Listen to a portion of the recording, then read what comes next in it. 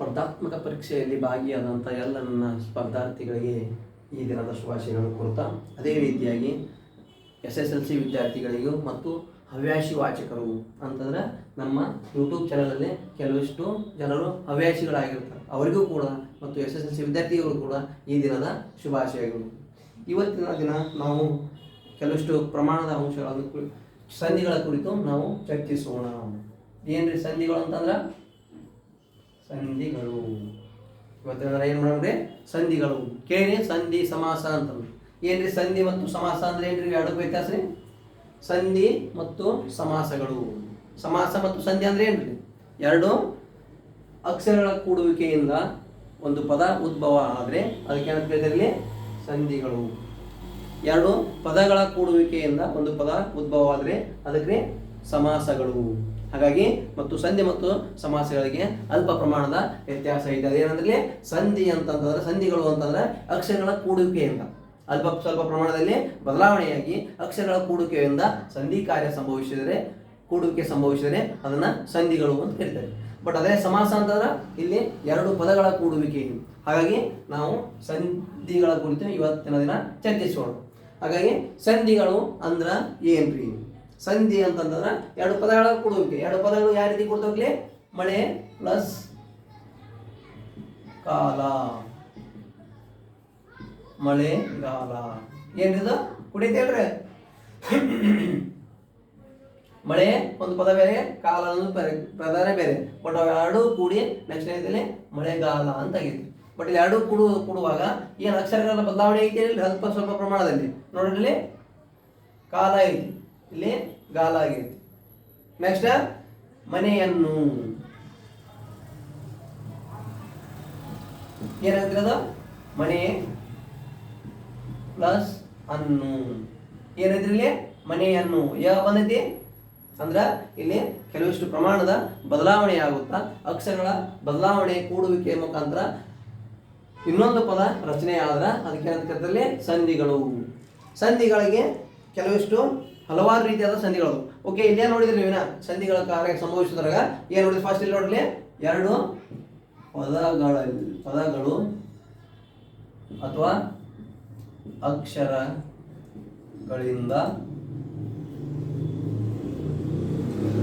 ಕೂಡುವಿಕೆ ಸಂಭವಿಸಿದರೆ, ಎರಡು ಪದ ಕೂಡುವಿಕೆ ಸಂಭವಿಸಿದರೆ ಅದಕ್ಕೆ ಏನಂತ ಕರೀತಾರೆ? ಸಂಧಿಗಳು. ಓಕೆ, ಈ ಸಂಧಿಗಳು ರಚನೆ ಆಗ್ತವು. ಬಟ್ ಅವು ಸಂಧಿಗಳು ಕೂಡುತ್ತವೆ ಇದ್ರೂ ಕೂಡ ಅವು ಯಾವ ರೀತಿ ಇರಬೇಕ್ರಿ? ಅರ್ಥಕ್ಕೆ ಅನುಸಾರ. ಅಲ್ಲೇ ಅರ್ಥ ಕೆಡುವಂತೆ ಇರಬಾರದು. ನೆಕ್ಸ್ಟ್ ಏನಾಗ್ಲಿ? ಅವು ಕೂಡ ಯಾವ ರೀತಿ ಇರಬೇಕ್ರಿ? ಅರ್ಥಕ್ಕೆ ಅನುಸಾರವಾಗಿ ಈ ಕೂಡುವಿಕೆ ಸಂಭವಿಸಿದರೆ ಅದಕ್ಕ ಸಂಧಿಗಳು. ಎರಡು ಅಕ್ಷರ ಕೊಡ್ತಾವೆ. ಇಲ್ಲಿ ಎಕ್ಸಾಂಪಲ್ ನೋಡಿದ್ರಿ, ಇಲ್ಲಿ ಮಳೆಗಾಲ ನೋಡಿದ್ರಿ, ನೆಕ್ಸ್ಟ್ ಮನೆಯನ್ನು ನೋಡಿದ್ರಿ. ನೆಕ್ಸ್ಟ್ ಹೇಳ್ರಿ, ಯಾವ ಎಕ್ಸಾಂಪಲ್ ಗೊತ್ತಿದ್ರ ಹೇಳ್ರಿ. ಆಕಾಶದಿಂದ ನೋಡಿದ್ರಿ, ಆಕಾಶದಿಂದ ನೋಡಿದ್ರಿ. ಇವೆಲ್ಲ ಪದಗಳು ಅದಾವು. ಈ ಪದಗಳ ವಿಂಗಡಣೆ ಹಾಕವು. ಅವು ವಿಂಗಡಣೆ ಆದಾಗ ಏನ್ ಸಂಭವಿಸ್ತಾವು? ನೆಕ್ಸ್ಟ್ ಇಲ್ಲಿ ನೋಡ್ರಿ, ಊಟವನ್ನು, ಅನ್ನಪ್ರಸಾದ ಮಾಡ್ತೀರಿಲ್ರಿ? ಎರಡು ಪದಗಳ ಕೂಡುವಿಕೆಯಿಂದ ಆಗೈತೇನಿಲ್ರಿ? ನೋಡ್ರಿ, ಊಟ ಪ್ಲಸ್ ಅನ್ನು ಐತ್ರಿ. ಎರಡು ಪದಗಳ ಕೂಡುವಿಕೆ ಐತಿ. ಬಟ್ ಇಲ್ಲಿ ಎರಡು ಪದಗಳ ಮುಖ್ಯ ಅಲ್ಲ, ಇಲ್ಲಿ ಅಕ್ಷರಗಳ ಬದಲಾವಣೆ ಮುಖ್ಯ. ನೋಡ್ರಿ, ಊಟ ಪ್ಲಸ್ ಅನ್ನು, ಊಟವನ್ನು. ಇಲ್ಲಿ ಟ ಐತಿ, ಇಲ್ಲೇ ಐತಿ, ಎರಡು ಕೂಡವ್ರಿ. ಇಲ್ಲಿ ಎದರ ಬಂದೈತಿ? ಇಲ್ಲಿ ಟದಾಗ ಬಂದೈತ್ರಿ. ಇಲ್ಲಿ ನೋಡ್ರಿ, ಊಟವನ್ನು ಆಗಮವಾಗಿ ಓ ಬಂದೈತಿ. ನೆಕ್ಸ್ಟ್ ಈ ಟದಲ್ಲಿನೇ ಓ ಅಕ್ಷರ ಕೂಡೈತಿ. ಹಂಗಾಗಿ ಇದಕ್ಕೆ ಏನ್ ಕರೀತಾರೆ? ಇಲ್ಲಿ ಅಕ್ಷರಗಳ ಕೂಡುವಿಕೆ. ನೋಡ್ರಿ, ಮಳೆ ಗಾಲ ಐತ್ರಿ. ಮಳೆ ಅಧಿಕ್ ಕಾಲ ಏನಾಗೈತ್ರಿ? ಮಳೆಗಾಲ. ನೆಕ್ಸ್ಟ್ ಇಲ್ಲಿ ಐತ್ರಿ ಮನೆಯನ್ನು, ಮನೆ ಅಧಿಕ್ ಅನ್ನು, ಮಳೆಯನ್ನು. ಯಾಕಾರ ಬಂದೈತ್ರಿ? ಇಲ್ಲಿ ಗಾರ ಬಂದೈತಿ. ನೆಕ್ಸ್ಟ್ ಆಕಾಶ ಪ್ಲಸ್ ದಿಂದ, ಆಕಾಶದಿಂದ. ಇಲ್ಲಿ ನೋಡ್ರಿ, ರಚನೆ ಆಗುವುದು ಯಾವುದರ ಮೇಲೆ ನೋಡ್ರಿ? ಅಕ್ಷರಗಳ ಕೂಡುವಿಕೆ. ಅದಕ್ಕೆ ಹೇಳ್ತಾರೆ ಎರಡು ಪದಗಳು ರಚನೆ, ಎರಡು ಪದಗಳು ಅಥವಾ ಆ ಪದಗಳ ರಚನೆಯಲ್ಲಿ ಅಕ್ಷರಗಳಿಂದ ಕೂಡುವಿಕೆ ಸಂಭವಿಸಿದರೆ ಅದಕ್ಕೆ ಸಂಧಿ ಅಂತ ಕರೀತಾರೆ. ಬಟ್ ಅವು ಅರ್ಥಕ್ಕೆ ಅನುಸಾರವಾಗಿರಬೇಕು, ಪದದ ಅರ್ಥ ಕೆಡದಂತೆ ಕೂಡಿರಬೇಕು. ಅರ್ಥಕ್ಕೆ ಅನುಸಾರ ಅಂತಂದ್ರೆ ಆ ಪದಗಳ ಅರ್ಥ ಕೆಡಬಾರ್ದು, ಕಡದೇ ರೀತಿಯಾಗಿ ಕೂಡಿ ಏನಾದರೂ ಒಂದು ಪದ ರಚನೆ ಆಯ್ತು ಅಂತಂದ್ರೆ ಅದಕ್ಕೆ ಅಂತ ಕರಿತಾರೆ ಸಂಧಿಗಳು ಅಂತ ಕರಿತಾರೆ. ಓಕೆ, ಸಂಧಿಗಳು ಗೊತ್ತಾಯ್ತು. ಬಟ್ ಈ ಸಂಧಿಗಳಲ್ಲಿ ಏನ್ ಕರಿತಾರೆ? ಉತ್ತರ ಪದ ಮತ್ತು ಪೂರ್ವ ಪದ ಮತ್ತು ಸಂಧಿ ಪದ. ನೋಡಲಿ, ಉತ್ತರ ಪದ, ಸಾರಿ ಪೂರ್ವ ಪದ, ಉತ್ತರ ಪದ ಈಕ್ವಲ್ ಟು ಏನಾಗ್ತದೆ ಅದಕ್ಕೆ? ಸಂಧಿ ಪದ. ನೋಡ್ರಿ, ಪೂರ್ವ ಪದ ಅಂತ ಹೇಳಿದ್ರಲ್ಲಿ ಮಳೆ, ಕಾಲ, ಮಳೆಗಾಲ. ಏನಿದ್ರಿ? ಎರಡು ಅಕ್ಷರಗಳು ಬದಲಾವಣೆ ಆದ್ರೂ ಇಲ್ಲಿ ನೋಡಿ, ಅಕ್ಷರಗಳ ಕೂಡುವಿಕೆ ಐತ್ರಿ, ಅಥವಾ ಅಕ್ಷರಗಳ ಬದಲಾವಣೆ ಆಗಬಹುದು, ಅಥವಾ ಅದೇ ಅಕ್ಷರ ಕೂಡಿ ಬೇರೆ ಅಕ್ಷರ ಆಗಬಹುದು. ಹಾಗಾಗಿ ಎರಡು ಪದಗಳ ಕೂಡುವಿಕೆಯಿಂದ ಸಂಭವಿಸ್ತೈತಿ ಅಂತ ಹೇಳಕತ್ತಾರೆ. ಬಟ್ ಈ ಪದಗಳ ಸಂಭವಿಸುವಿಕೆಯ ಆಧಾರದ ಮ್ಯಾಗ ಆಗೈತಿ. ಇಲ್ಲಿ ನೋಡ್ಲಿ, ಪೂರ್ವ ಪದ ಅಂದ್ರೆ ಏನಿರಲಿ, ಉತ್ತರ ಪದ ಅಂದ್ರೆ ಏನಿರಲಿ, ಸಂಧಿ ಪದ ಅಂದ್ರೆ ಏನಿರಲಿ, ಎರಡು ಪದಗಳು ಕೂಡಿ ಒಂದು ಶಬ್ದ ಆಯ್ತು, ಒಂದು ಪದ ಆಯ್ತು ಅಂತಂದ್ರೆ ಅದಕ್ಕೆ ಸಂಧಿ ಪದ ಅಂತ ಕರೀತಾರೆ. ಬಟ್ ಪೂರ್ವ ಪದ ಅಂತಂದ್ರೆ ಮೊದಲ ಪದ, ಆ ಶಬ್ದದಲ್ಲಿ ಆ ಪದದಲ್ಲಿ ಮೊದಲ ಪದ ವಿಂಗಡಣೆ ಮಾಡಿದಾಗ ಮೊದಲ ಪದ ಯಾವ್ದಿರ್ತೈತಿ ಅದಕ್ಕೆ ಪೂರ್ವ ಪದ ಅಂತ ಕರೀತಾರೆ. ಬಟ್ ಆ ಪದದ ವಿಂಗಡಣೆ ಮಾಡಿದಾಗ ಎರಡನೇ ಪದ ಯಾವ್ದಾಗೈತಿರಲಿ ಅದಕ್ಕೆ ಉತ್ತರ ಪದ ಅಂತ ಕರೀತಾರೆ. ಹಾಗಾಗಿ ಪೂರ್ವ ಪದ ಮತ್ತು ಉತ್ತರ ಪದ ಕೂಡುವಿಕೆಯಿಂದ ಸಂಧಿ ಪದ ಆಕೈತ್ರಿ. ಈ ಸಂಧಿ ಪದ ಕೂಡುವಿಕೆಗೆ ಏನಂತ ಕರೀತಾರೆ? ಸಂಧಿಗಳು. ಇಷ್ಟ ಸಿಂಪಲ್ ಆಗಿ ತಿಳ್ಕೊಳ್ಳಿ, ಅದ್ರಿಗೆ ಏನು ವಿಶೇಷ ಇಲ್ಲ. ಸಂಧಿಗಳು ಅಂತಂದ್ರೆ ಅಕ್ಷರಗಳ ಕೂಡುವಿಕೆ, ಜಸ್ಟ್ ಅಷ್ಟೇ ಹೇಳ್ಕೊಂಡು ಈ ಅಕ್ಷರಗಳ ಕೂಡುವಿಕೆ ಇತ್ತಂತಂದ್ರೆ ಸಂಧಿ ಪದ ಸಂಭವಿಸ್ತೈತಿ ಅಂತ ಹೇಳಕತ್ತಾರೆ. ಇದಕ್ಕೆ ನೋಡಿ, ನೆಕ್ಸ್ಟ್ ಸೂರ್ಯ ಪ್ಲಸ್ ಉದಯ ಏನಾಗ್ತಿರ್ಲಿ? ಏನಾಗತ್ರಿ ಇದು? ಸೂರ್ಯೋದಯ. ನೋಡ್ಲಿ, ಸೂರ್ಯ ಐತ್, ಹೂ ಐತ್ರಿ. ಬಟ್ ಇಲ್ಲಿ ಸಂಧಿ ಪದದಲ್ಲಿ ಬಂದಂತ ಬೇರೆ ಅಕ್ಷರ ಯಾವ್ದ್ರಲ್ಲಿ? ಓ. ಅಕ್ಷರಗಳ ಬದಲಾವಣೆ ಐತ್ರಿ, ತಿಳಿತ್ರಿ. ಅಕ್ಷರಗಳ ಕೂಡುವಿಕೆಯಿಂದ ಸಂಧಿ ಆಗುತ್ತಂತ ಒಂದು ಸಂಧಿ ಅಂತಂದ್ರ ಅಕ್ಷರಗಳ ಕೂಡುವಿಕೆ ಅಥವಾ ಬೇರೊಂದು ಅಕ್ಷರ ಬರುವಿಕೆಯಿಂದ ಸಂಭವಿಸಿದ್ರ ಅದನ್ನ ಸಂಧಿಗಳು ಅಂತ ಕರೀತಾರೆ. ಓಕೆ, ಸಂಧಿಗಳ ತಿಳಿದ್ರಿ ಏನ್ರಿ? ಪೂರ್ವ ಪದ ತಿಳಿತು, ಉತ್ತರ ಪದ ತಿಳಿತು, ಸಂಧಿ ಪದ ಯಾವ್ದನ್ನೋದು ಗೊತ್ತಾಯ್ತು. ಈ ಸಂಧಿಗಳ ಆಧಾರದ ಮೇಲೆ, ಈ ಕೂಡುವಿಕೆ ಆಧಾರದ ಮೇಲೆ, ಈ ಕೂಡುವಿಕೆಯನ್ನ ಆಧಾರವಾಗಿ ಇಟ್ಟುಕೊಂಡು ಈ ಸಂಧಿಗಳನ್ನ ವಿವಿಧ ರೀತಿಯಾಗಿ ವಿಂಗಡಿಸ್ತಾರೆ. ನೋಡ್ರಿ, ಸಂಧಿಗಳಲ್ಲಿ ಫಸ್ಟ್ ಏನ್ ಮಾಡಿರ್ಲಿ? ಅಲ್ಲಿ ಎರಡು ವಿಧ ಮಾಡ್ಯಾರ. ಸಂಧಿಗಳಲ್ಲಿ ಫಸ್ಟ್ ಎರಡು ವಿಧ ಮಾಡ್ಯಾರ. ಯಾವ್ಯಾವ ಎರಡು ವಿಧಗಳಂತಂದ್ರೆ ಕನ್ನಡ ಸಂಧಿಗಳು, ಕನ್ನಡ ಸಂಧಿಗಳು. ನೆಕ್ಸ್ಟ್ ರೀ, ಈ ಕಡೆ ಇಂಗ್ಲಿಷ್ ಸಂಧಿಗಳನ್ನು ಯಾವಾದ್ರೆ ಸಂಸ್ಕೃತ ಸಂಧಿಗಳು, ಕನ್ನಡ ಸಂಧಿಗಳು ಮತ್ತು ಇಂಗ್ಲಿಷ್ ಸಂಧಿಗಳು ಅಂತ ಹೇಳಿದ್ವಿ. ನೋಡ್ಲಿ, ಈ ಕನ್ನಡ ಸಂಧಿಗಳು ಮತ್ತು ಇಂಗ್ಲಿಷ್ ಸಂಧಿಗಳು ಅಂತ ಸಂಧಿಗಳಲ್ಲಿರುವಂತಹ ಪ್ರಮುಖವಾಗಿ ಎರಡು ವಿಧಗಳು. ಈ ಪ್ರಮುಖವಾಗಿ ಎರಡು ವಿಧಗಳು ಮಾಡಿದ್ರು ಕೂಡ ಮತ್ತೆ ಇದರಲ್ಲಿ ವಿಧಗಳು ಮಾಡ್ಯಾರ. ಈ ಕನ್ನಡ ಸಂಧಿ ಮತ್ತು ಸಂಸ್ಕೃತ ಸಂಧಿ ಏನೈತಲ್ಲ ಅದರಲ್ಲಿ ಮತ್ತೆ ವಿಧಗಳ ಮಾಡ್ಯಾರ. ಮತ್ತೆ ವಿಧಗಳು ಯಾವ ರೀತಿ ಅಂತಂದ್ರಲ್ಲಿ ಕನ್ನಡ ಸಂಧಿಗಳಲ್ಲಿ ಮತ್ತೆ ಎರಡು ವಿಧಗಳು. ಯಾವ್ಯಾವ್ರಿ? ಕನ್ನಡ ಸಂಧಿಯಲ್ಲಿ ಮತ್ತೆ ಎರಡು ವಿಧಗಳು. ಯಾವ್ದ್ರಿ? ಒಂದು ಕನ್ನಡ ಸಂಧಿ, ಇನ್ನೊಂದು ಸಂಸ್ಕೃತ ಸಂಧಿ. ಇದರಲ್ಲಿ ಮತ್ತೆ ಎರಡು ವಿಧಗಳು. ಇಲ್ಲಿ ಯಾವ್ದ್ರಲ್ಲಿ? ಸ್ವರ ಸಂಧಿ. ಈ ಕಡೆ ರೀ ವ್ಯಂಜನ ಸಂಧಿ. ಈ ಕಡೆ ಮತ್ತೆ ಇದ್ರಾಗ್ರಿ ಸಂಸ್ಕೃತ ಸಂಧಿಗಳಿರಲಿ, ಇದರಲ್ಲಿ ಕೂಡ ಅದೇ ರೀತಿಯಾಗಿ ಎರಡು ತರ ವಿಂಗಡಣೆ ಐತೆ. ಯಾವ್ದಾದ್ರಾಗ ಸೇಮ್ ಆಸ್ ಇಟ್ ಈಸ್. ಇಲ್ಲಿ ಸ್ವರ ಸಂಧಿ ಮತ್ತು ವ್ಯಂಜನ ಸಂಧಿ ಯಾವ ರೀತಿ ಅದಾವೋ ಇಲ್ಲಿಯೂ ಕೂಡ ಅದೇ ರೀತಿ. ಯಾವ್ದ್ರೆ? ಸ್ವರ ಸಂಧಿ, ಇನ್ನೊಂದು ವ್ಯಂಜನ ಸಂಧಿ. ಏನ್ರಿ ಸ್ವರ ಸಂಧಿ ವ್ಯಂಜನ ಸಂಧಿ ಅಂತಂದ್ರೆ ಸ್ವರಗಳ ಮುಂದೆ ಸ್ವರಗಳು ಬಂದು ಸಂಧಿ ಕಾರ್ಯ ಸಂಭವಿಸಿದರೆ ಅದನ್ನ ಸ್ವರದ ಸಂಧಿ ಅಂತ ಹೇಳ್ತಾರೆ. ವ್ಯಂಜನಗಳ ಮುಂದೆ ವ್ಯಂಜನಗಳು ಸೇರಿ ಸಂಧಿ ಕಾರ್ಯ ಸಂಭವಿಸಿದರೆ ಅದನ್ನ ವ್ಯಂಜನ ಸಂಧಿ ಅಂತ ಕರೀತಾರೆ. ಯಾವ್ದ್ರಲ್ಲಿ? ಕನ್ನಡ ಸಂಧಿ. ಅದೇ ರೀತಿಯಾಗಿ ಈ ಸಂಸ್ಕೃತ ಸಂಧಿಗಳಲ್ಲಿ ಸ್ವರಗಳ ಮುಂದೆ ಸ್ವರಗಳು ಬಂದು ಸಂಧಿ ಕಾರ್ಯ ಸಂಭವಿಸಿದರೆ ಅದನ್ನ ಸ್ವರ ಸಂಧಿ.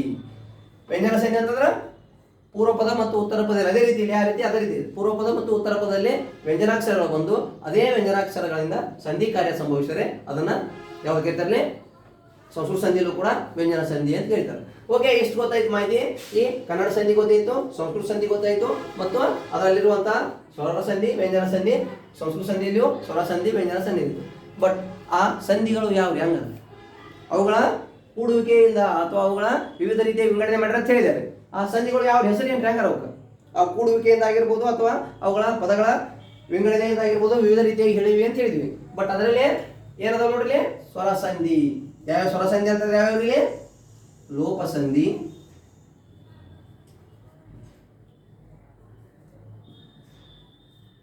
ನೆಕ್ಸ್ಟ್ ಇನ್ನೊಂದು ಯಾವ್ದ್ರಲ್ಲಿ ಸ್ವರ ಸಂಧಿ ಎರಡನೇ ಯಾವ್ದ್ರಿ? ಕನ್ನಡ ಸಂಧಿಗಳಲ್ಲಿ ಸ್ವರ ಸಂಧಿಗಳು ಅಂತ ಎರಡು ಅದಾವ್ರಿ. ಕನ್ನಡ ಸಂಧಿಗಳಲ್ಲಿ ಸ್ವರ ಸಂಧಿಗಳು ಎರಡು ಯಾವ್ಯಾವ್ರಿ? ಒಂದು ಲೋಪ ಸಂಧಿ, ಇನ್ನೊಂದು ಆಗಮ ಸಂಧಿ. ಯಾವ್ರಿವು? ಕನ್ನಡ ಸಂಧಿಗಳಲ್ಲಿರುವಂತಹ ಎರಡು ಸ್ವರ ಸಂಧಿಗಳು. ನೆಕ್ಸ್ಟ್ ಕನ್ನಡ ಸಂಧಿಯಲ್ಲಿರುವಂತಹ ಎರಡು ವ್ಯಂಜನ ಸಂಧಿಗಳು. ಎರಡು ಅದಾವನ್ರಿ ಇಲ್ಲಿ? ಎರಡಿಲ್ಲ, ಒಂದೇ ಐತಿ. ಯಾವ್ದೈತ್ರಿ? ಒಂದೇ ಐತಿ. ಯಾವ್ದ್ರಿ ಅದ್ರಿ? ಅದುವಿ ಆದೇಶ ಸಂಧಿ. ಆದೇಶ ಸಂಧಿ ನೋಡ್ತಿದ್ರಿ. ಕನ್ನಡ ಸಂಧಿ, ಸಂಸ್ಕೃತ ಸಂಧಿ, ಸಂಧಿಗಳು ಎರಡು ರೀತಿ ಅದಾವು. ಈ ಕನ್ನಡ ಸಂಧಿಯಲ್ಲಿ ಮತ್ತೆ ಎರಡು ರೀತಿ, ಒಂದು ಸ್ವರ ಸಂಧಿ ಮತ್ತು ವ್ಯಂಜನ ಸಂಧಿ. ಈ ಕನ್ನಡ ಸಂಧಿಯಲ್ಲಿ ಸ್ವರ ಸಂಧಿಯಲ್ಲಿ ಒಂದು ಲೋಪ ಸಂಧಿ, ಇನ್ನೊಂದು ಆಗಮ ಸಂಧಿ. ಅದೇ ರೀತಿಯಾಗಿ ಕನ್ನಡ ಸಂಧಿಯಲ್ಲಿ ವ್ಯಂಜನ ಸಂಧಿಯಲ್ಲಿ ಬರುವುದು ಯಾವ್ದ್ರಿ? ಅದು ಒಂದೇ ಆದೇಶ ಸಂಧಿ. ಅಲ್ಲೇ ಗದಾಪಗಳಿಗೆ ಗದಾಪಗಳು ಆದೇಶವಾಗಿ ಬಂದ್ರೆ ಅದನ್ನು ಆದೇಶ ಸಂಧಿ ಅಂತ ಹೇಳ್ತೇನೆ. ಅಲ್ಲಿ ವಿವರಣೆ ಹೇಳಾಗ ಹೇಳ್ತೇನೆ. ಬಟ್ ಅದೇ ರೀತಿ ಇಲ್ಲಿ ನೋಡ್ರಿ, ಇಲ್ಲೇ ಬರ್ತಾವ್ರಿ ಯಾವ ಕಡೆ ಇರಲಿ? ಸಂಸ್ಕೃತ ಸಂಧಿಯಲ್ಲಿರುವಂತಹ ಸ್ವರ ಸಂಧಿಗಳು. ಸಂಸ್ಕೃತ ಸಂಧಿಯಲ್ಲಿರುವಂತಹ ಸ್ವರ ಸಂಧಿಗಳು ಯಾವುವು? ಫಸ್ಟ್ ಒನ್ ಯಾವ್ದ್ರಲ್ಲಿ ಯಾವ ಬರ್ತಾವ್ರಿ? ಸವರ್ಣ ದೀರ್ಘ ಸಂಧಿ. ಸವರ್ಣ ದೀರ್ಘ ಸಂಧಿ. ನೆಕ್ಸ್ಟ್ ಸೆಕೆಂಡ್ ಒನ್ ರೀ ಗುಣ ಸಂಧಿ. ನೆಕ್ಸ್ಟ್ ರೀ ಯಾವ್ದ್ರಿ? ಎಣ್ ಸಂಧಿ. ಸ್ವಲ್ಪ ಏನಾದ್ರು ಅಕ್ಷರ ಮಿಸ್ಟೇಕ್ ಆದ್ರ ತಿದ್ಕೋರಿ, ಬೈಬೇಡ್ರಿ. ನೆಕ್ಸ್ಟ್ ವೃದ್ಧಿ ಸಂಧಿ. ನೋಡ್ರಿ, ಸಂಸ್ಕೃತ ಸಂಧಿಯಲ್ಲಿರುವಂತ ಸ್ವರ ಸಂಧಿಗಳು ಎಷ್ಟದವ್ರಿ? ಅವು 4 ಅದಾವ. ಒಂದು ಸವರ್ಣ ದೀರ್ಘ ಸಂಧಿ, ಇನ್ನೊಂದು ಗುಣಸಂಧಿ, ಇನ್ನೊಂದು ಎಣ್ ಸಂಧಿ, ಇನ್ನೊಂದು ವೃದ್ಧಿ ಸಂಧಿ.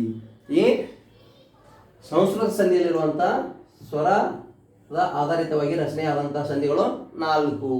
ನೀವು ತಿಳಿದ್ರಿ? ನೆಕ್ಸ್ಟ್ ಈ ಕಡೆ ಬನ್ನಿ. ಸಂಸ್ಕೃತ ಸಂಧಿಯಲ್ಲಿರುವಂತಹ ವ್ಯಂಜನ ಸಂಧಿ. ಈ ಸಂಸ್ಕೃತ ಸಂಧಿಯಲ್ಲಿ ಕೂಡ ವಿವಿಧ ರೀತಿಯಾದಂತಹ ಸಂಧಿಗಳು ಅದಾವು. ಫಸ್ಟ್ ಒನ್ ಯಾವ್ದು ರೀತಿಯಲ್ಲಿ? ಜಸ್ತ್ವ ಸಂಧಿ. ಯಾವ್ದ್ರಲ್ಲಿ? ಜಸ್ತ್ವ ಸಂಧಿ. ಕನ್ನಡ ಸಂಧಿಗಳಲ್ಲಿ ಬರುವಂತಹ ಸಂಸ್ಕೃತ ಸಂಧಿಯಲ್ಲಿ ಬರುವಂತಹ ವ್ಯಂಜನ ಸಂಧಿ ಜಸ್ತ್ವ ಸಂಧಿ. ನೆಕ್ಸ್ಟ್ ಜಸ್ತ್ವ ಸಂಧಿ. ನೆಕ್ಸ್ಟ್ ಯಾವ್ದು ಬರ್ತೈತ್ರಿ ಇಲ್ಲಿ? ಯಾವ್ದವ್ರಿ? ಜಸ್ತ್ವ ಸಂಧಿ, ಶ್ಚುತ್ವ ಸಂಧಿ, ಶ್ಟುತ್ವ ಸಂಧಿ, ಅನುನಾಸಿಕ ಸಂಧಿ, ವಿಸರ್ಗ ಸಂಧಿ. ಅಲ್ಲಿ 4 ಅದಾವ್ರಿ. ಒಂದು ಜಸ್ತ್ವ ಸಂಧಿ, ಇನ್ನೊಂದು ಶ್ಚುತ್ವ ಸಂಧಿ, ನೆಕ್ಸ್ಟ್ ಮೂರನೇದ್ರಿ ಶ್ಟುತ್ವ ಸಂಧಿ. ಶ್ಟುತ್ವ ಸಂಧಿ. ನೆಕ್ಸ್ಟ್ ಅನುನಾಸಿಕ ಸಂಧಿ. ನೆಕ್ಸ್ಟ್ ಐದನೇದ್ರಿ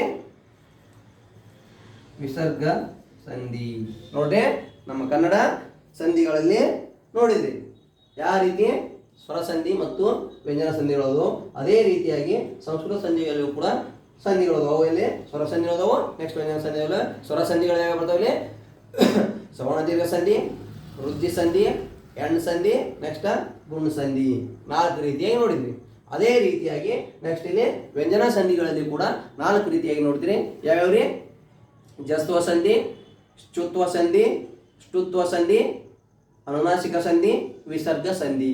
ಈ ರೀತಿಯಾಗಿ ಸಂಧಿಗಳ ವಿಂಗಡಣೆಯನ್ನ ಕರೆಕ್ಟ್ ಆಗಿ ತಿಳ್ಕೊಬೇಕು. ಇದನ್ನ ಯಾಕೆ ಹೇಳಕತ್ತೀನಿ? ಇಷ್ಟು ಮ್ಯಾಪ್ ಹಾಕಿ ಹೇಳೋದು ಹರಕತ್ ಏನು ಅಂತಂದ್ರೆ just you have to be observe competitive question papers, then you can able to be understood. Is it real or reality whatever I am going to be say here. ಇಲ್ಲಿ ಏನು ಹೇಳಕತ್ತೀನಿ ಅನ್ನೋದು ನಿಮ್ಗೆ ತಿಳಿದು ಅದಕ್ಕೆ ಬಿಟ್ಟು ಬಿಡಿಸಿ ಹೇಳಕತ್ತೀನಿ ಅಂತಂದ್ರೆ ಅಲ್ಲಿ ಕಾಂಪಿಟೇಟಿವ್ ಎಕ್ಸಾಮ್ಗೆ ಅಲ್ಲಿ ಏನು ಡೈರೆಕ್ಟಾಗಿ ಪದ ವಿಂಗಡಣೆ ಮಾಡಿ ಕೇಳಿದ್ರೆ ಇಲ್ಲಿ ಈ ಪದ ಸಂಸ್ಕೃತ ಸಂಧಿಯೋ ಕನ್ನಡ ಸಂಧಿಯೋ ಉರ್ದು ಸಂಧಿಯೋ ಏನು ಕೇಳಿರಿ. Just it comes under which one, it may be Kannada or it may be Sanskrit. ಅದು ಕನ್ನಡ ಸಂಧಿಯೋ ಅಥವಾ ಸಂಸ್ಕೃತ ಸಂಧಿಯೋ, ಅದು ಕನ್ನಡ ಅದು ಸಂಧಿಗಳಲ್ಲಿ ಇದು ಸ್ವರ ಸಂಧಿಯೋ ಅಥವಾ ಲೋಪ ಸಂಧಿಯೋ, ಸಾರಿ ವ್ಯಂಜನ ಸಂಧಿಯೋ.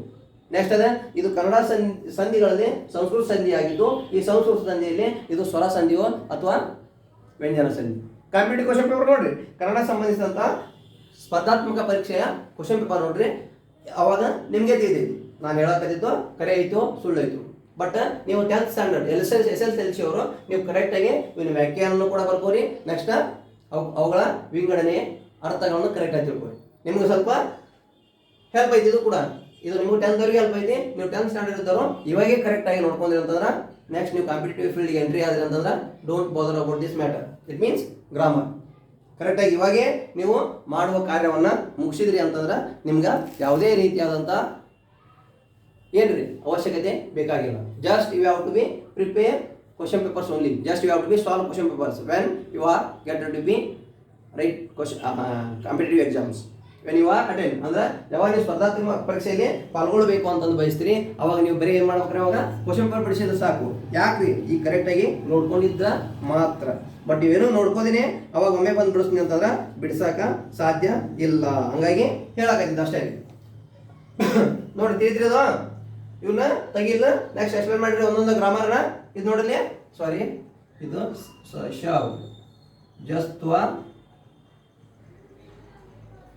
ಜಸ್ತ್ವ ಸಂಧಿ, ಶ್ಚುತ್ವ ಸಂಧಿ, ಶ್ಚುತ್ವ ಸಂಧಿ, ಅನುನಾಸಿಕ ಸಂಧಿ, ವಿಸರ್ಗ ಸಂಧಿ.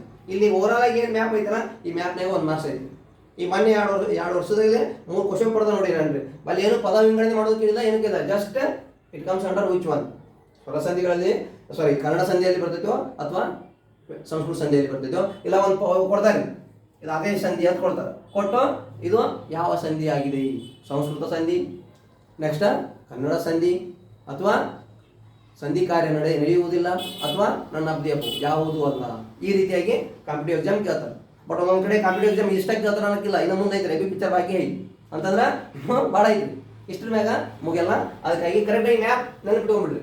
ಫಸ್ಟ್ ಕನ್ನಡ ಸಂಧಿ ಏನಂದ್ರೆ 2, ಒಂದು ಸ್ವರ ಸಂಧಿ, ಒಂದು ವ್ಯಂಜನ ಸಂಧಿ. ಕನ್ನಡ ಸಂಧಿಯಲ್ಲಿ ಲೋಪ ಸಂಧಿ, ಆಗಮ ಸಂಧಿ. ಇಲ್ಲಿ ನೋಡ್ರಿ ಸಿಂಪಲ್ ಆಗಿ ನೆನಪಿಟ್ಕೊಳ್ಳೋದು ನಿಮ್ಗೆ. ಲೋಪ ಅಂತಂದ್ರೆ ಮೈನಸ್, ನೆಕ್ಸ್ಟ್ ಇಲ್ಲಿ ಆಗಮ ಅಂತಂದ್ರೆ ಪ್ಲಸ್, ನೆಕ್ಸ್ಟ್ ಅದು ಆದೇಶ ಅಂತಂದ್ರೆ ಈಕ್ವಲ್ ಟು. ಇಷ್ಟು ನೆನಪಿಟ್ಕೊಂಡು ಕನ್ನಡ ಸಂಧಿ minus plus equal to. Plus ಸ್ವರ ಸಂಧಿಯಲ್ಲಿ ಮೈನಸ್ ಪ್ಲಸ್ ಬರ್ತಾವೆ. ನೆಕ್ಸ್ಟ್ ವ್ಯಂಜನ ಸಂಧಿಯಲ್ಲಿ equal. Just why they are called as the ಆದೇಶ ಸಂಧಿ. ತಿಳಿದ್ರೆ ಜಸ್ಟ್ ಇಷ್ಟು ನೋಡ್ಕೊಂಬಿಡ್ರಿ ನೀವು. ಪ್ಲಸ್ ಮೈನಸ್ ಪ್ಲಸ್ ಮೈನಸ್ ಅಂತಂದ್ರೆ ಲೋಪ, ಅಂದ್ರೆ ಸಂಧಿ ಕಾರ್ಯ ನಡೆಯುವಾಗ ಒಂದು ಅಕ್ಷರ ಲೋಪ ಆಕೈತಿ, ಹಾಗಾಗಿ ಲೋಪ ಸಂಧಿ. ನೆಕ್ಸ್ಟ್ ಆಗಮ ಸಂಧಿ, ಸಂಧಿ ಕಾರ್ಯ ನಡೆಯುವಾಗ ಒಂದು ಅಕ್ಷರ ಬರ್ತೈತಿ, ಹಾಗಾಗಿ ಪ್ಲಸ್, ಅದಕ್ಕೆ ಆಗಮ ಸಂಧಿ. ನೆಕ್ಸ್ಟ್ ಆದೇಶ ಸಂಧಿ. ಆದೇಶ ಸಂಧಿ ಅಂತಂದ್ರೆ ಯಾಕೆ, ಉತ್ತರ ಪದದ ಪೂರ್ವದಲ್ಲಿ ಕತಪಗಳಿಗೆ ಏನ್ ಬರ್ತಾವಿಲ್ಲಿ ಗ ಜ ಸಾರಿ ಕತಪಗಳಿಗೆ ಗದಬಗಳು. ಅಲ್ಲ ಜಾಸ್ತಿ ಇದು ಸಂಧಿ ಸಂಸ್ಕೃತದಲ್ಲಿರೋ ವ್ಯಂಜನ ಸಂಧಿಗಳು ಬೇರೆ ಆಗತ್ತಿದೆ. ಸಾರಿ ಏನ್ ಬರ್ತಾವ ಇಲ್ಲಿ ಕತಪಗಳಿಗೆ ಗದಬಗಳು. ಎಲ್ರಿ ಉತ್ತರ ಪದದ ಆದಿಯಲ್ಲಿ ಬಂದಂತ ಕತಪಗಳಿಗೆ ಸಂಧಿ ಕಾರ್ಯದಲ್ಲಿ ಸಂಧಿ ಪದದಲ್ಲಿ ಗದಬಗಳು ಆದೇಶವಾಗಿ ಬಂದರೆ ಅದಕ್ಕೆ ಆದೇಶ ಸಂಧಿ. ಅದಕ್ಕೆ ನೋಡ್ಲಿ plus minus plus equal to. ಇಷ್ಟು ನೆನಪಿಟ್ಟು ಅಂದ್ರೆ ಕನ್ನಡ ಸಂಧಿ ಕೇಳ್ಕತ್ತ ನಾಟಕ ಮುಗಿದು ಏನಿದ್ರೆ ಇಲ್ಲ. ನೆಕ್ಸ್ಟ್ ಈ ಕಡೆ ಬನ್ನಿ, ಸಂಸ್ಕೃತ ಸಂಧಿಗಳು. ನೋಡಿ ಏನೈತಿಲ್ಲಿ ಸ್ವರ ಸಂಧಿ, ಸವರ್ಣ ದೀರ್ಘ ಸಂಧಿ. ಸವರ್ಣ ಅಂತಂದ್ರೆ 2 ವರ್ಣಗಳು ಸೇಮ್ ಅಂತ ಹೇಳಕತ್ತಾರ, ಸವರ್ಣ. ನೆಕ್ಸ್ಟ್ ಗುಣ ಸಂಧಿ, ನೆಕ್ಸ್ಟ್ ಎಂಡ್ ಸಂಧಿ, ನೆಕ್ಸ್ಟ್ ವೃದ್ಧಿ ಸಂಧಿ. ಇವು ಸ್ವರ ಸಂಧಿಗಳು. ಎಲ್ರಿ ಸಂಸ್ಕೃತ ಸಂಧಿಯಲ್ಲಿರುವಂತ ಸ್ವರ ಸಂಧಿಗಳು. ನೆಕ್ಸ್ಟ್ ಇಲ್ಲಿ ಜಸ್ತ್ವ ಸಂಧಿ, ಶ್ಚುತ್ವ ಸಂಧಿ, ಶ್ಚುತ್ವ ಸಂಧಿ, ಅನುನಾಸಿಕ ಸಂಧಿ, ವಿಸರ್ಗ ಸಂಧಿ. ಎಷ್ಟು ನೆನಪಿಟ್ಕೊಂಡ್ರಿ ಅಂತಂದ್ರೆ ಇದರಲ್ಲಿ ಒಂದು ಮಾರ್ಕ್ಸ್ ಫಿಕ್ಸ್ ನೀವು. ಅದಕ್ಕಾಗಿ ಇಷ್ಟು ಥರ ಮ್ಯಾಪ್ ಹಾಕೊಂಡ್ಬಿಡ್ಬೇಕು ನೀವು. ಮ್ಯಾಪ್ ಹಾಕೊಂಡು ತಿಳ್ಕೊಂಡ್ಬಿಡ್ಬೇಕು. ನೆಕ್ಸ್ಟ್ ಯಾವಾಗ ರೀಕಾಲಿಂಗ್ ಅಂದ್ರೆ ಎಕ್ಸಾಮ್ ಸಮೀಪ ಇದ್ದಾಗ ನಿಮ್ಗೆ ಸ್ಪೀಡಾಗಿ ರೀಕಾಲ್ ಮಾಡ್ಕೊಳಕ್ಕೆ it is much more easy and interesting way. ಇದು ಅಷ್ಟು ಅನುಕೂಲಕರವಾದಂಥ ಪ್ರಕ್ರಿಯೆಯನ್ನು ಕಲ್ಪಿಸ್ಕೊಡಕ್ಕೆ ಸಾಧ್ಯ ಆಗ್ತೈತಿ ಅಂತ ಹೇಳ್ತಾರೆ. ತಿಳಿದ್ರಿ ಏನು ಸಂಧಿ ಅಂತ ಮೊದಲ್ರಿ 2 ಅಕ್ಷರಗಳು ಕಾಲ ವಿಳಂಬವಿಲ್ಲದೆ ಅರ್ಥಕ್ಕೆ ಅನುಸಾರವಾಗಿ ಪದದ ಅರ್ಥ ಕೆಡದಂತೆ ಕೂಡುವಿಕೆಗೆ ಸಂಧಿಗಳು ಸಂಧಿ ಎನ್ನುವರು. ಅಂದ್ರೆ ಅರ್ಥ ಕೆಡಬಾರ್ದು, ಪದಗಳು ಕೂಡಿರಬೇಕು, ಹಾಗಾಗಿ ಅದಕ್ಕೆ ಸಂಧಿ ಅಂತ ಕರೀತಾರೆ. ಓಕೆ, ಇಷ್ಟು ಇವಾಗ ತಿಳಿದ್ ನಿಮ್ಗೆ. ನೆಕ್ಸ್ಟ್ ಇದರಲ್ಲಿರುವಂಥ ಫಸ್ಟ್ ಕನ್ನಡ ಸಂಧಿಗಳಲ್ಲಿರುವಂಥ ಸ್ವರ ಸಂಧಿಗಳ ಕುರಿತು ಕೆಲವಿಷ್ಟು ಮಾಹಿತಿಗಳನ್ನ ಹೇಳ್ತೀನಿ. ಬರ್ಕೋರಿ ನೆಕ್ಸ್ಟ್ ಇಷ್ಟು ಬರ್ಕೋರಿ, ಮ್ಯಾಪ್ ಹಾಕೋರಿ. ಮೊದಲು ಇಷ್ಟು ಮ್ಯಾಪ್ ಹಾಕೋರಿ. ಮ್ಯಾಪ್ ಹಾಕೊಂಡಿಂದ ಇನ್ನು ತೆಗೆದ ನೆಕ್ಸ್ಟ್ ಒಂದೊಂದಾಗಿ ಹೇಳ್ತೀನಿ. ಎಲ್ಲ ನೀವು ಸ್ಕ್ರೀನ್ ಶಾಟ್ ತಗೋತಿದ್ರ ಸ್ಕ್ರೀನ್ ಶಾಟ್ ತಗೊಳ್ಳಿ, ಯಾಸ್ ಯುವರ್ ವಿಶ್. ಬರ್ಕೊಂಡ್ರಿ ಎಷ್ಟು ತೆಗೆದಿಟ್ರೆ ನೆಕ್ಸ್ಟ್ ನೋಡ್ರಿ. ಸಂಧಿಗಳಲ್ಲಿ ಯಾವ್ಯಾವ್ದ್ರಲ್ಲಿ ಫಸ್ಟ್ ಒನ್ನ ಕನ್ನಡ ಸಂಧಿಗಳು. ಕನ್ನಡ ಸಂಧಿಗಳು ಏನು ಹೇಳಿದ್ರಿ? ಕನ್ನಡ ಸಂಧಿಗಳಲ್ಲಿ ಫಸ್ಟ್ನೇದು ಒಂದೇದು ಯಾವ್ದಂತ ಹೇಳಿದ್ರಿ? ಯಾವ್ದು ಹೇಳಿದ್ರಿ? ಫಸ್ಟ್ ಒನ್ನ ಲೋಪ ಸಂಧಿ. ಕನ್ನಡ ಸಂಧಿಗಳಲ್ಲಿ ಫಸ್ಟ್ ಒನ್ನ ಕನ್ನಡ ಸಂಧಿಗಳಲ್ಲಿ ಫಸ್ಟ್ ಅದರಲ್ಲಿ ಏನು ತಕೋರಿ? ಸ್ವರ ಸಂಧಿಗಳು ಅಂತ ಬರ್ಕೋರಿ. ಸ್ವರ ಸಂಧಿಗಳು. ಈ ಸ್ವರ ಸಂಧಿಗಳಲ್ಲಿ ಒಂದೇದು ಯಾವ್ದ್ರಿ? ಲೋಪ ಸಂಧಿ. ಲೋಪ ಸಂಧಿ ಹೇಳ್ರಿ. ಲೋಪ ಸಂಧಿ ಅಂದ್ರೆ ಸ್ವರದ ಮುಂದೆ ಸ್ವರವು ಬಂದು ಸಂಧಿ ಕಾರ್ಯವಾಗುವಾಗ ಪೂರ್ವ ಪದದಲ್ಲಿರುವ ಕೊನೆಯ ಅಕ್ಷರವು ಸಂಧಿ ಪದದ ಕಾರ್ಯದಲ್ಲಿ ಲೋಪವಾಗುವುದಕ್ಕೆ ಲೋಪ ಸಂಧಿ ಎನ್ನುವರು. ಏನಿರಲಿ? ಸ್ವರದ ಮುಂದೆ ಸ್ವರವು ಬಂದು ಅಂದ್ರೆ ಸ್ವರದ ಮುಂದೆ ಸ್ವರ ಅಕ್ಷರ ಬಂದು ಅಂತ ಹೇಳಕತ್ತಾರೆ. ಅಂದ್ರೆ ಪೂರ್ವ ಪದದ ಸ್ವರದ ಅಕ್ಷರ ಮುಂದೆ ಉತ್ತರ ಪದದಲ್ಲಿಯೂ ಆದಿಯಲ್ಲಿಯೂ ಕೂಡ ಸ್ವರ ಅಕ್ಷರ ಬಂದು ಸಂಧಿ ಕಾರ್ಯವಾಗುವಾಗ ಪೂರ್ವ ಪದದ ಕೊನೆಯಲ್ಲಿ ಇರುವ ಅಕ್ಷರವು ಸಂಧಿ ಕಾರ್ಯದಲ್ಲಿ ಲೋಪವಾಗುವುದಕ್ಕೆ ಲೋಪ ಸಂಧಿ. ನೋಡ್ರಿ ಏನಾಗುತ್ತೆ? ಪೂರ್ವ ಪದ ಅಧಿಕ ಉತ್ತರ ಪದ ಈಕ್ವಲ್ ಸಮಾನ ರಚನೆ ಏನ್ ಬರ್ತಿರ್ಲಿ? ಸಂಧಿ ಪದ. ಇದಕ್ಕೆ ಸಂಧಿ ಪದ ಅಂತ ಕೇಳಿದ್ರು. ಅವ್ರು ಏನಾಗ್ತಲ್ಲಿ ಏನಾದ್ರು ಅವ್ರಲ್ಲಿ ಇದಕ್ಕೆ ಸ್ವರದ ಮುಂದೆ ಸ್ವರವು ಬಂದು ಅಂದ್ರೆ ಪೂರ್ವ ಪದದಲ್ಲಿಯೂ ಸ್ವರವು ಬಂದು, ಪೂರ್ವ ಪದದ ಕೊನೆಯಲ್ಲಿಯೂ ಸ್ವರವು ಬಂದು, ಉತ್ತರ ಪದದ ಆದಿಯಲ್ಲಿಯೂ ಸ್ವರವು ಬಂದು ಈ ಸಂಧಿ ಕಾರ್ಯ ಸಂಭವಿಸುವಾಗ ಏನಾಗುತ್ತಲ್ಲಿ? ಸಂಧಿ ಕಾರ್ಯ ಸಂಭವಿಸುವಾಗ ಪೂರ್ವ ಪದದಲ್ಲಿಯ ಅಕ್ಷರವು ಲೋಪವಾಗುವುದು ಅಂದ್ರೆ ಮೈನಸ್ ಅಂತ ಹೇಳ್ತಾರೆ. ಎಲ್ಲರೇ ಇಲ್ಲಿ ಮೈನಸ್ ಆಗಿದ್ದು ಇಲ್ಲಿ ಬರ್ತೈತಿ ಅಂತ ಹೇಳ್ತಾರೆ. ಅದಕ್ಕೆ ಕೊನೆಯಾಗದಲ್ಲಿ ಪೂರ್ವ ಪದದಲ್ಲಿರುವ ಕೊನೆಯ ಅಕ್ಷರವು ಲೋಪವಾಗುವುದಕ್ಕೆ ಲೋಪ ಸಂಧಿ. ನೋಡ್ರಿ ಅದಕ್ಕೆ ಬರ್ಕೋರಿ. ಫಸ್ಟ್ ಅದನ್ನ ಬರ್ಕೋರಿ. ಸ್ವರದ ಮುಂದೆ ಸ್ವರವು ಬಂದು, ಸ್ವರದ ಮುಂದೆ ಸ್ವರವು ಬಂದು, ಸ್ವರದ ಮುಂದೆ ಸ್ವರವು ಬಂದು ಸಂಧಿ ಕಾರ್ಯ ಸಂಭವಿಸುವಾಗ, ಸಂಧಿ ಕಾರ್ಯ ಸಂಭವಿಸುವಾಗ ಪೂರ್ವ ಪದದಲ್ಲಿಯ ಪೂರ್ವ ಪದದ ಕೊನೆಯಲ್ಲಿ ಆಗ್ಬೇಕು. ಪೂರ್ವ ಪದದಲ್ಲಿ ಅಲ್ಲ, ಪೂರ್ವ ಪದದ ಕೊನೆಯಲ್ಲಿಯ, ಪೂರ್ವ ಪದದ ಕೊನೆಯಲ್ಲಿ ಅಲ್ಲ, ಈ ಪದದ ಕೊನೆಯಲ್ಲಿಯ, ಪೂರ್ವ ಪದದ ಕೊನೆಯಲ್ಲಿಯ, ಪೂರ್ವ ಪದದ ಕೊನೆಯಲ್ಲಿಯ ಅಕ್ಷರವು ಇಟ್ ಮೀನ್ಸ್ ಸ್ವರ ಅಕ್ಷರವು ಅಥವಾ ಸ್ವರ ಹತ್ರ ಬರ್ಕೊಳ್ಳಿ. ಸ್ವರವು ಲೋಪವಾಗುವುದಕ್ಕೆ ನೋಡ್ಲಿ ಏನಾಗ್ತದೆ? ನಾವು ಪ್ಲಸ್ ಎಲ್ಲ ಅಂತ ಐತೆ. ಏನಂತ ಕೇಳ್ತಿದ್ದಕ್ಕ? ನಾವೆಲ್ಲ. ಪೂರ್ವ ಪದದ ಕೊನೆಯಲ್ಲಿರುವ ಅಥವಾ ಸ್ವರ ಯಾವ್ದೈತ್ರಿ? ಹೂ ಐತ್ರಿ. ಬಟ್ ಈ ಹೂ ಅಕ್ಷರ ನೆಕ್ಸ್ಟ್ ಸಂಧಿ ಕಾರ್ಯ ಬಂದಾಗ ಸಂಭವಿಸುತ್ತೆ. ನೋಡ್ರಿ ಇಲ್ಲಿ ಬಂದತ್ತೆ ನೋಡ್ರಿ, ಅದ ಹೂ ಬಂದತ್ತೆ ನೋಡ್ರಿ. ನಾವು ಪ್ಲಸ್ ಎಲ್ಲ, ನಾವೆಲ್ಲ ಅಂತ ಆಗೈತ್ರಿ. ಹಾಗಾಗಿ ಏನ್ ಬಂದೈತಿ ಇಲ್ಲಿ? ಈ ಅಕ್ಷರ ಲೋಪ ಆಗೈತಿ. ಅದಕ್ಕಾಗಿ ಅದಕ್ಕೆ ಸ್ವರ ಲೋಪ ಸಂಧಿ. ನೆಕ್ಸ್ಟ್ ಹೇಳ್ರೋಣ ಅಂತ ಯಾವ ಎಕ್ಸಾಂಪಲ್ ನಿಮ್ಗೆ ಗೊತ್ತಿರ? ಈ ಅಕ್ಷರ ಲೋಪ ಆಗೋದು, ಪೂರ್ವ ಪದದಲ್ಲಿರುವ ಕೊನೆಯ ಅಕ್ಷರ ಲೋಪ ಆಗ್ತೈತಿ. ನೆಕ್ಸ್ಟ್ ಉತ್ತರ ಪದದಲ್ಲಿರುವ ಅಕ್ಷರ ಅವೇ ಸೇಮ್ ಇರ್ತಾವೆ. ಹಾಗಾಗಿ ಅದಕ್ಕೆ ನಾವೆಲ್ಲ ಅಂತ ಪದ ರಚನೆ ಆಯಿತು. ಹಾಗಾಗಿ ಈ ಲೋಪ ಕಾರ್ಯಕ್ಕೆ ಇಲ್ಲಿ ನೋಡ್ರಿ, ಹೂ ಇದ್ದದ್ದು ಹೂ ಇಲ್ಲಿಂದ, ನಾವು ವೆಲ್ಲವೇ ಒಂದೈತಿ. ಹಾಗಾಗಿ ಇದಕ್ಕೆ ಲೋಪ ಸಂಧಿ ಅಂತ ಹೇಳ್ತೇವೆ. ತಿಳಿದಿರೋದು? ನೆಕ್ಸ್ಟ್ ಹೇಳ್ರಿ ಅಂತ ಎಕ್ಸಾಂಪಲ್ ನಿಮ್ಗೆ ಗೊತ್ತಿದ್ರು ಹೇಳ ಗಿಡ. ನೆಕ್ಸ್ಟ್ ಬರ್ಕೋರಿ, ನಾ ಅದಕ್ಕೆ ಎಕ್ಸಾಂಪಲ್ ಬರ್ಕೋರಿ. ಅವನು ಪ್ಲಸ್ ಒಬ್ಬ. ಏನಾದ್ರಲ್ಲಿ ಅವನು ಹೂ ಕಾರ್ಯ ಐತಿ. ಅವನು ಪ್ಲಸ್ ಒಬ್ಬ ಏನಾಗುತ್ತೆ ಅದು? ಅವನೊಬ್ಬ. ಏನ್ ಬಂದ್ರೆ ಅಲ್ಲಿ ಹೂ ಕಾರ್ಯ ಬಂತು, ಮೀನ್ಸ್ ಮೈನಸ್. ಮೈನಸ್ ಅಂತ ಇಲ್ಲ, ಹೂ ಕಾರ್ಯ ಸರಿ. ಹೂ ಕಾರ್ಯಲ್ಲಿ ಮೈನಸ್ ಆಯ್ತು ಹೇಳಿದಿಲ್ಲ, ಅಲ್ಲಿ ಲೋಪ ಅಂತಂದ್ರೆ ಮೈನಸ್ ಅಂತ ಹೇಳಿ ನಾನು. ಮೈನಸ್ ಆತ ಬಂತದ್ದು ಸಂಧಿ ಕಾರ್ಯದಲ್ಲಿ ಬಂದಿಲ್ಲ, ಹಂಗಾಗಿ ಇದಕ್ಕೆ ಏನಾಗೈತೆ ಲೋಪ ಸಂಧಿ. ನೆಕ್ಸ್ಟ್ ಬರ್ಕೋರಿ, ಎಕ್ಸಾಂಪಲ್ ಬರ್ಕೋರಿ. ಇನ್ನು ದೇವರಿಂದ ನೋಡ್ರಿ, ದೇವರಿಂದ ಅನ್ನೋ ಪದ ಐತಿ, ಅದಕ್ಕೆ ಬಿಡಿಸಿದ್ರೆ ಏನಾಗೈತಿ ದೇವರು ಪ್ಲಸ್ ಇಂದ. ಏನಾಗತ್ತಿರದ ದೇವರಿಂದ. ದೇವರಿಂದ ಏನೈತ್ರಿ ಹೂ ಕಾರ್ಯ ಐತ್ರಿ. ಎಲ್ಲಿ ಪೂರ್ವ ಪದದ ಕೊನೆಯಲ್ಲಿ ಅಕ್ಷರ, ಕೊನೆಯಲ್ಲಿರೋ ಸ್ವರವು ಸಂಧಿ ಕಾರ್ಯದಲ್ಲಿ ಲೋಪವಾಗುವುದು ಅಂತ ಹೇಳ್ತಾರೆ. ಪೂರ್ವ ಪದದಲ್ಲಿ ಕೊನೆಯಲ್ಲಿ ಅಕ್ಷರ ಹೂ ಐತಿ, ಸಂಧಿ ಕಾರ್ಯದಲ್ಲಿ ಏನಾಗೈತಿ ನಾನು ನೋಡ್ರಿ, ಈ ಬಂದೈತಿ, ಈ ಹೂ ಐತಿ, ಇದು ಇಲ್ಲಿ ಈ ಬಂದೈತಿ ನೋಡ್ರಿ. ದೇವರು, ದೇವರ, ಈ ದೇವರಿ, ಈ ಬಂದೈತಿ, ಹಂಗಾಗಿ ಲೋಪ ಸಂಧಿ.